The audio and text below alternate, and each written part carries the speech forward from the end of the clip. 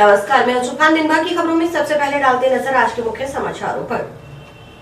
B group के दौरान पानी चोरी रोकने के लिए बनाई 8 टीमें। ग्रुप ए के दौरान टीमों का राउंड द क्लॉक ड्यूटी से सिंचाई पानी चोरी की घटनाओं पर काफी हद तक लगा अंकुश। मात्र 2 केस आए सामने। मेडिकल कॉलेज से सबद अस्पताल को टाउन में ही रखने की मांग, निकाली जन आक्रोश रैली। तस्करों पर कार्रवाई की मांग को लेकर पेट्रोल पंप संचालकों ने चेताया, कलेक्टर को सौंपा ज्ञापन। 2 सड़क हादसों में 3 जनों की मौत, 6 घायल। शेरगढ़ के पास ट्रेलर कैंटर की भिड़ंत में 1 की मौत, 3 जने घायल। अब खबरें विस्तार से। मेडिकल कॉलेज से संबद्ध अस्पताल को टाउन में ही रखने की मांग को लेकर आंदोलन। जिला अस्पताल बचाओ संघर्ष समिति के आह्वान पर टाउन शहर के नागरिक बड़ी संख्या में मंगलवार को सड़क पर उतर आए। नागरिकों ने पूर्व घोषणा अनुसार निकाली गई जन आक्रोश रैली में शामिल होकर मेडिकल कॉलेज से संबद्ध बेस अस्पताल को टाउन में ही रखने की मांग बुलंद की। साथ ही चेतावनी दी कि यदि बेस अस्पताल को यहां से स्थानांतरित किया गया तो इसका पुरजोर तरीके से विरोध किया जाएगा।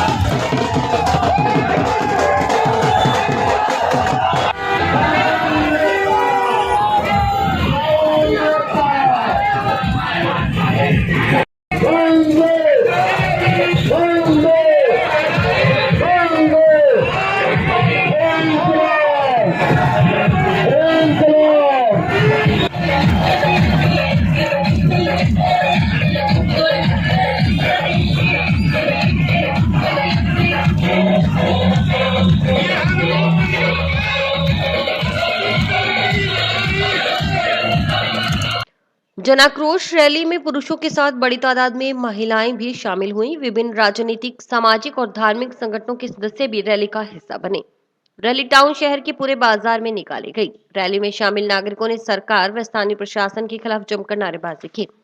संघर्ष समिति सदस्य देवेंद्र पारिक व प्रदीप एरी आदि की ओर से दुकानदारों से इस आंदोलन में सहयोग करने का आह्वान किया गया।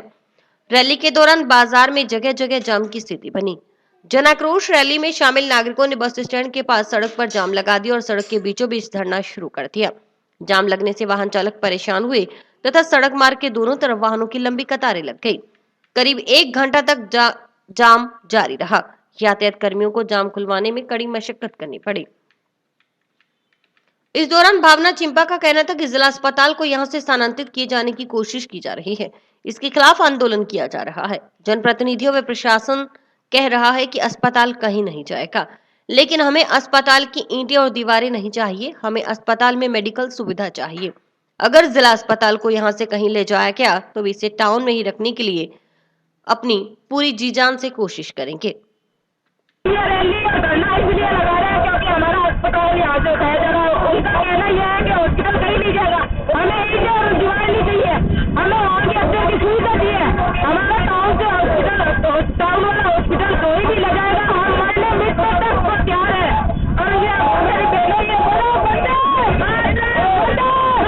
मैं इनका तहे दिल से धन्यवाद करना चाहती हूँ। इन्होंने अपने टाउन के हॉस्पिटल को बचाने के लिए आज इतनी बड़ी सुविधाएं, अभी तो देखो कुछ नहीं, अभी तो कुछ भी उनका कोई भी अभी जवाब नहीं आया है कि भाई हमें यहाँ तो लिख के दे दे, लिख के दे दे, उसके बाद मान जाएंगे। अब मुंह से बोले, वो कहते हैं मुंह से बोलना कुछ है और करना कुछ है, ये तो बात है नहीं है।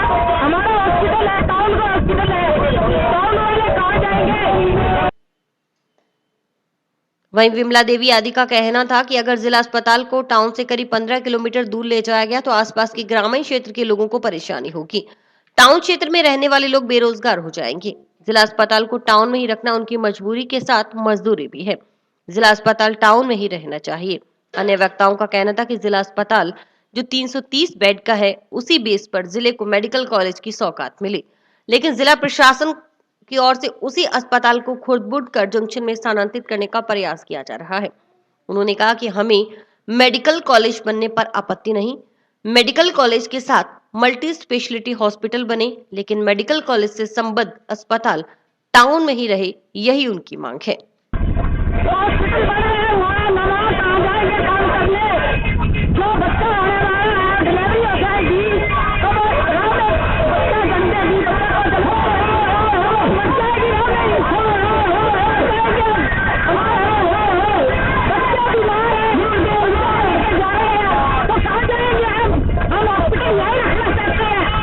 हमारी मजबूरी भी है, हमारी मजबूरी भी है, मजबूरी हमारे बच्चे की है, मजबूरी हमारे बच्चे वाली की है, डिलीवरी की है, हमारी है, हम भी खुद भी दवाई देकर खा जाएंगे।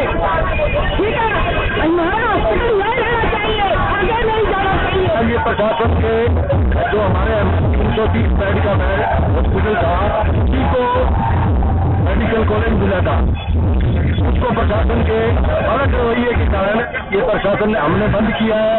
और हमारी मांग है, कलेक्टर साहब से परसों बात हुई थी कि मेडिकल कॉलेज हनुमानगढ़ जिले के लिए बना है, न कि पंजाब और हरियाणा के लिए। तो इसमें जो जहाँ जा रहा है मेडिकल कॉलेज कोई दिक्कत नहीं, हॉस्पिटल हमारा यहाँ से न छेड़े। 330 बेड हमारा टाइम रहे, 330 बेड का था, इसी बेड पर मेडिकल कॉलेज मिला था और उसको करके प्रशासन द्वारा करने से किया जा रहा है।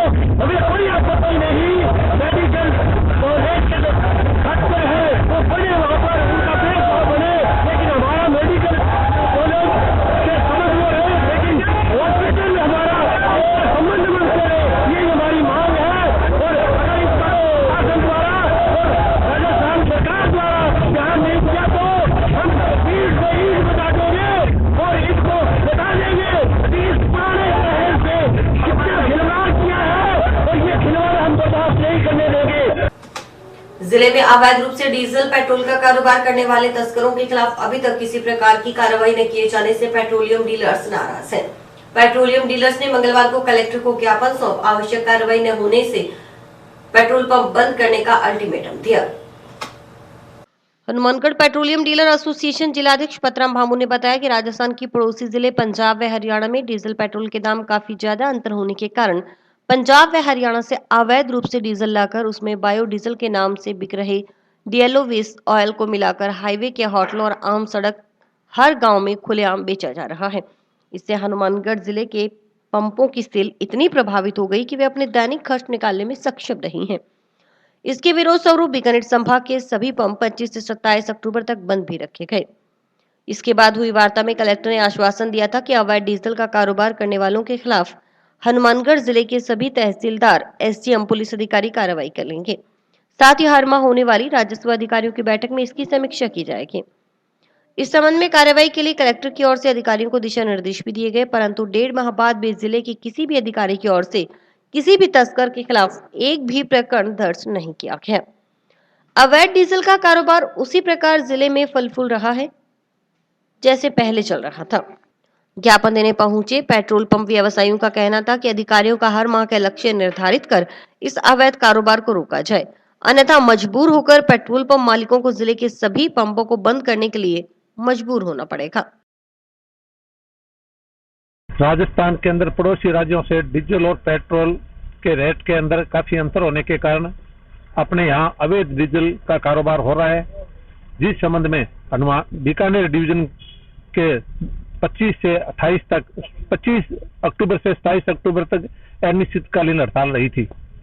28 अक्टूबर को श्रीमान जिला कलेक्टर महोदय के साथ हमारी वार्ता हुई, उसमें उन्होंने कहा था कि भी अब हम अवैध डीजल को रोकने के लिए सभी एसडीएम और तहसीलदार और डीवाईएसपी को टारगेट देंगे और एक कमेटी बनाएंगे और अवैध डीजल को रोकने के लिए कार्रवाई की जाएगी, जिसकी पालना में श्रीमान जिला कलेक्टर महोदय द्वारा 11/11/2021 को एक आदेश जारी किया गया था, जिसमें प्रत्येक उपखंड अधिकारी को उसका अध्यक्ष और उस वहां का डीवाईएसपी सदस्य और प्रवर्तन निरीक्षक उसका सदस्य अवैध डीजल के कारोबार को रोकने के लिए कार्रवाई करने के लिए टीम गठित की गई थी।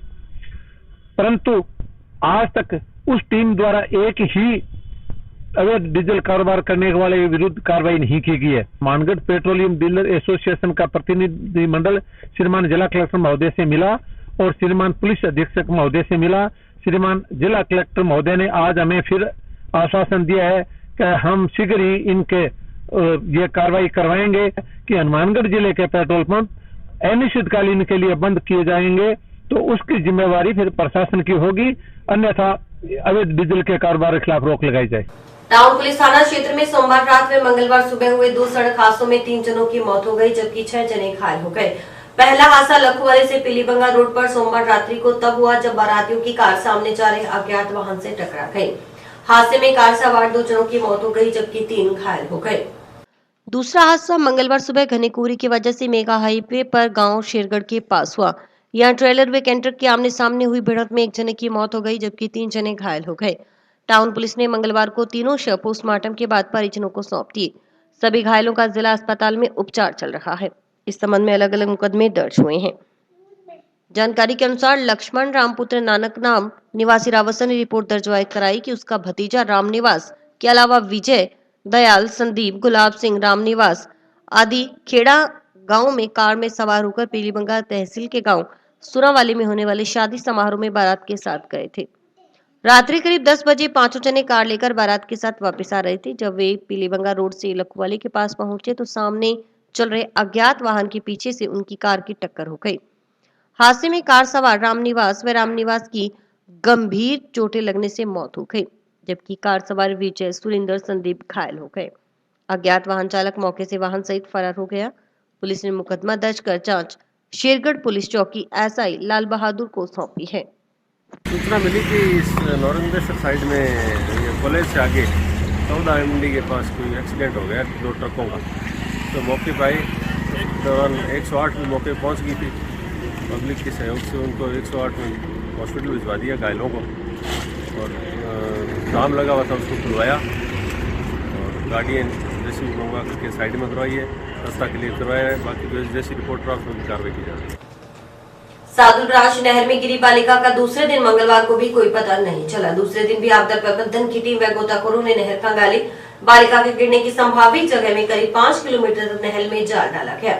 स्वयं गोताखोरों ने भी नहर में उतरकर बालिका की तलाश की, लेकिन सफलता हाथ नहीं लगी। इससे अंदाजा लगाया जा रहा है कि बालिका नहर में आगे बह गई। मंगलवार को लगातार दूसरे दिन भी जंक्शन पुलिस थाना के एएसआई कुंजीलाल मीणा के नेतृत्व में पुलिस टीम, बालिका के परिजन व आपदा प्रबंधन टीम के सदस्य, स्थानीय गोताखोर लड़की की तलाश में नहर किनारे डटे रहे, लेकिन कोई सुराग नहीं लगा। गौरतलब रहे कि जंक्शन पुलिस थाना क्षेत्र की सुरेशिया के वार्ड नंबर 58 निवासी पड़ोसी नाबालिग किशोर व किशोरी ने सोमवार सुबह ग्रेफ चौराहे के नजदीक अबोहर मार्ग से गुजरने वाली सादुल ब्रांच नहर में छलांग लगा ली थी। लड़की के पेरेंट्स नहर किनारे मिलने पर इसका पता चला। सूचना पर पुलिस पहुंची और गोताखोरों को नहर में उतार तलाश शुरू करवाई गई तो 15 वर्षीय बालक का शव बरामद हो गया।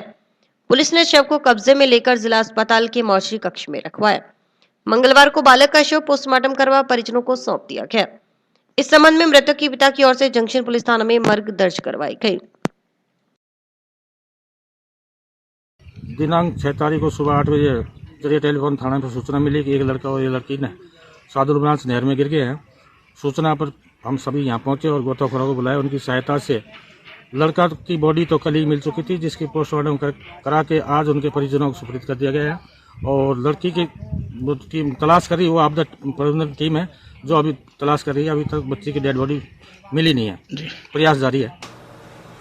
रासलाना विद्रिका में पानी चोरी रोकने के लिए गठित टीमों में शामिल अधिकारियों की ओर से नहर किनारे राउंड द क्लॉक ड्यूटी करने से किसानों को उनके हक का पूरा पानी मिल रहा है। ग्रुप ए के दौरान टीमों की राउंड द क्लॉक ड्यूटी से सिंचाई पानी चोरी की घटनाओं पर काफी हद तक अंकुश लगा और मात्र पानी चोरी के 2 केस सामने आए। अब बी ग्रुप के दौरान पानी चोरी रोकने के लिए जल संसाधन विभाग की ओर से 8 टीमें बनाई गई हैं। रिपोर्टर प्रदीप पाल की खास रिपोर्ट। जल संसाधन विभाग के मुख्य अभियंता अमरजीत सिंह मेहरा ने बताया कि 29 नवंबर से लेकर 6 दिसंबर तक भादरा क्षेत्र की रासलाना विद्रिका में सिंचाई पानी का ग्रुप चला।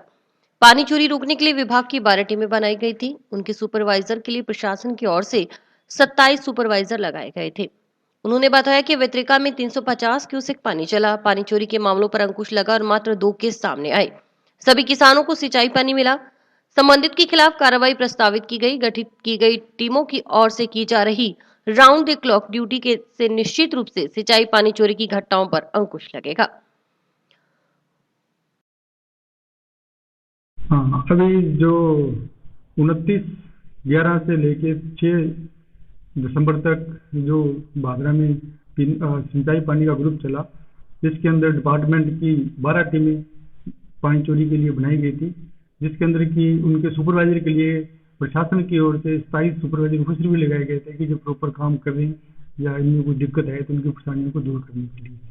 तो इसमें मोटा मोटी हमें 350 क्यूसेक पानी मिला और लगातार बाथिंग से चोरी के केस नगण्य के ही आए। इसमें लगभग 2 केस मिले इसमें, जिसके खिलाफ जो है अभी कार्रवाई प्रस्तावित की गई है और सभी काश्तकारों को पानी मिला, ऐसा कोई इसमें भी दिक्कत नहीं है।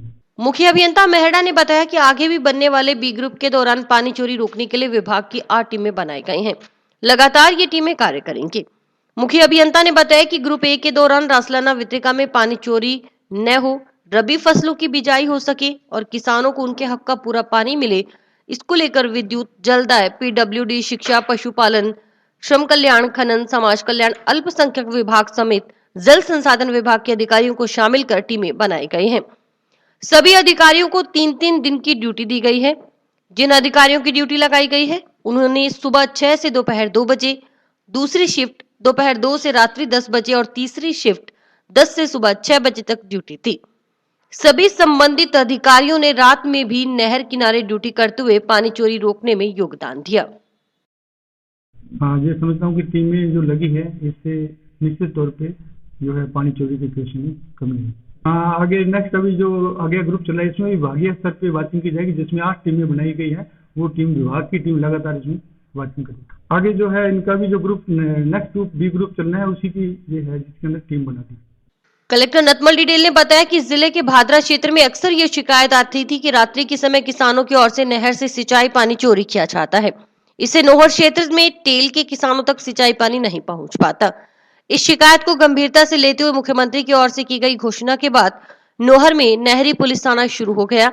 इसके साथ साथ प्रशासन की तरफ से जब भी सिंचाई का रेगुलेशन चलता है तब उस समय प्रशासनिक अधिकारियों को आरएसी व पुलिस के जवान गश्त देकर करने की ड्यूटी लगाई गई।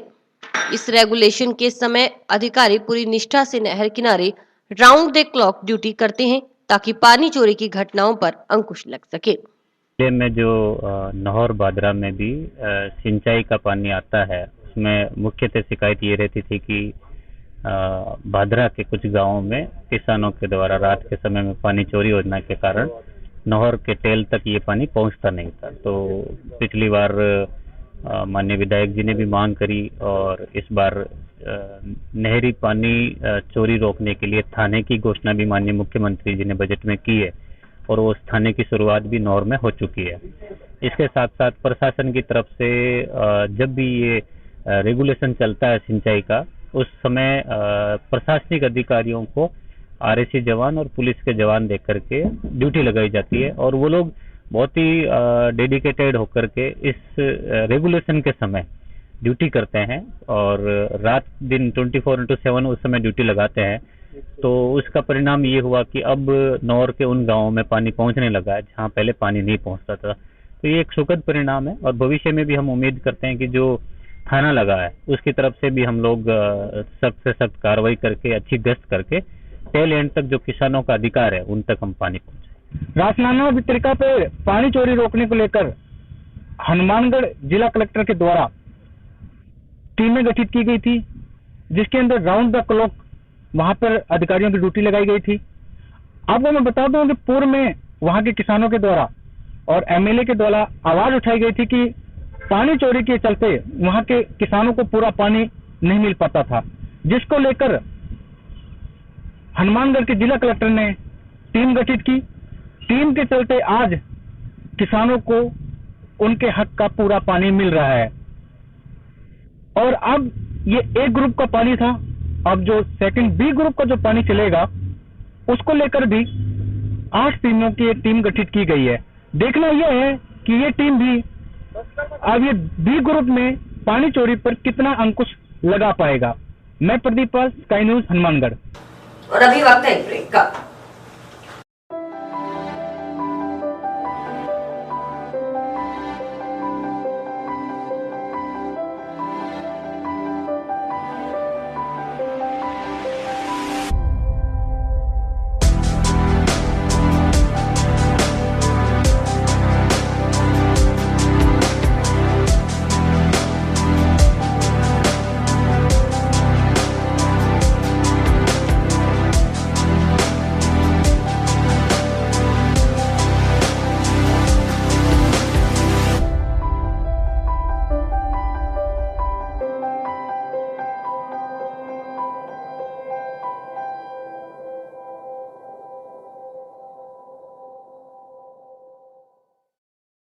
राज्य की कांग्रेस सरकार की जन विरोधी नीतियों के खिलाफ भारतीय जनता पार्टी हनुमानगढ़ की ओर से 9 दिसंबर को निकाली जाने वाली जन आक्रोश रैली में प्रदर्शन की तैयारियों को लेकर मंगलवार को भाजपा नगर मंडल जंक्शन के पदाधिकारियों, जनप्रतिनिधियों और कार्यकर्ताओं की बैठक हुई।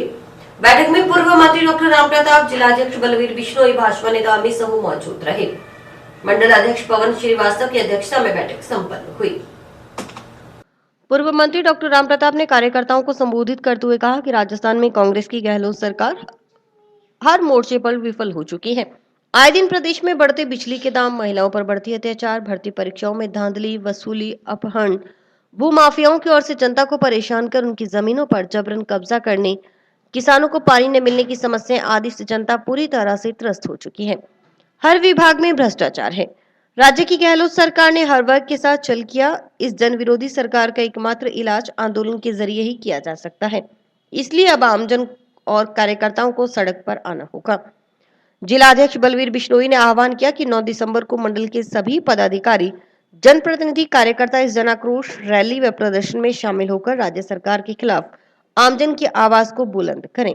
देखिए, भारतीय जनता पार्टी की 9 तारीख को आक्रोश रैली है और उसमें मुख्य मुद्दे ये हैं कि एक तो बिजली के रेट भी शायद बढ़ा रहे हैं, दूसरा बिजली है वो आती भी कम है और आप भी महसूस करते होंगे 5 मिनट आई, 10 मिनट नहीं गई, आई भी, यूँ इस तरीके से चलता रहता है। दूसरा है भ्रष्टाचार, और भ्रष्टाचार के लिए तो खुद मुख्यमंत्री जब अपनी मीटिंग के अंदर हाथ खड़े करवाते हैं और उस ऑडिटोरियम में जितने भी लोग बैठे सभी ने हाथ खड़े किए। इसका मतलब करप्शन है वो बहुत ज़्यादा है और इस सरकार से ये चीज़ संभल नहीं रही है, उसका खामियाजा है वो जनता को भुगतना पड़ता है। और कानून व्यवस्था है, ये तमाम इस किस्म के मुद्दे हैं जिनके बारे में ये आक्रोश रैली की जा रही है। निर्माणाधीन वाटर वर्क्स का कार्य सुचारू करने में वाटर वर्क्स की भूमि को राजस्व रिकॉर्ड में वाटर वर्क्स के नाम से दर्ज करने की मांग को लेकर पीलीबंगा तहसील के गांव कालीबंगा के ग्रामीणों ने मंगलवार को कलेक्टर के नाम अतिरिक्त जिला कलेक्टर को ज्ञापन सौंपा। इस मौके पर वार्ड पंच शंकरलाल व संतोष नायक ने बताया कि ग्राम पंचायत कालीबंगा में वाटर वर्क्स निर्माणाधीन है। गांव के कुछ असामाजिक तत्वों की ओर से संबंधित विभाग को भ्रमित कर वाटर वर्क्स का निर्माण कार्य में बाधा पहुंचाई जा रही है।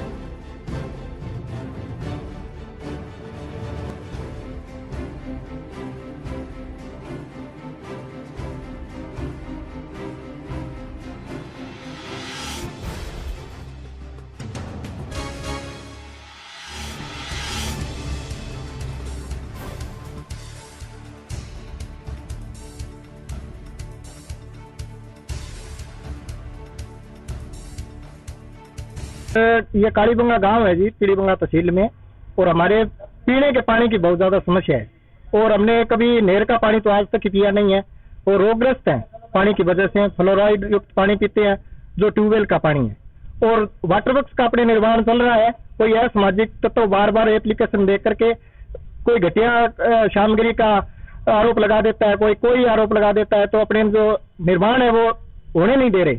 हम ये चाहते हैं प्रशासन से कि आप अगर कोई घटिया सामग्री है उसकी गुणवत्ता की जांच करवा के उस काम को तुरंत प्रभाव से शुरू किया जाए और जल्द से जल्द हमारा अगर वाटर वर्क्स बन जाता है तो हमें पीने के पानी की निजात मिल जाएगी। हमारे जो बच्चे हैं उनके पेट में जो समस्या है, बीमारी फैल रही है, उससे हमें निजात मिल जाएगी। यही प्रशासन से हमें उम्मीद है। आपसे प्रशासन से, कलेक्टर साहब से मेरा हाथ जोड़ के निवेदन है कि हमारे गांव में जो पानी की व्यवस्था है उसे बाधा डाली जा रही है, उन बाधाओं को हटाने की कृपा करें, क्योंकि बच्चों के लिए, बूढ़ों के लिए, बुजुर्गों के लिए, सभी के लिए ये रोग का घर है जो खाना पानी पी रहे हैं। इसीलिए हम हाथ जोड़ के निवेदन करने आए हैं कि हमारे गांव में जो भी वादा घेरे हैं उसको भी समझाया जाए और कोई घटिया काम कर रहा है, कोई सीमेंट में और कोई चीज में कोई दिक्कत है तो उसे समझा के उसे बताया जाए ताकि वो सही तरह से काम करे। ऐसा थोड़ी है भी वो काम है खराब करते हैं, इसको रोका जाए। कभी कोई आता है, कभी कोई आता है, तो इसीलिए मैं ये हाथ जोड़ के निवेदन करना चाहती हूँ। और इसी के साथ समाचार समाप्त हुए। रोजाना देखते रहिए समाचार। नमस्कार।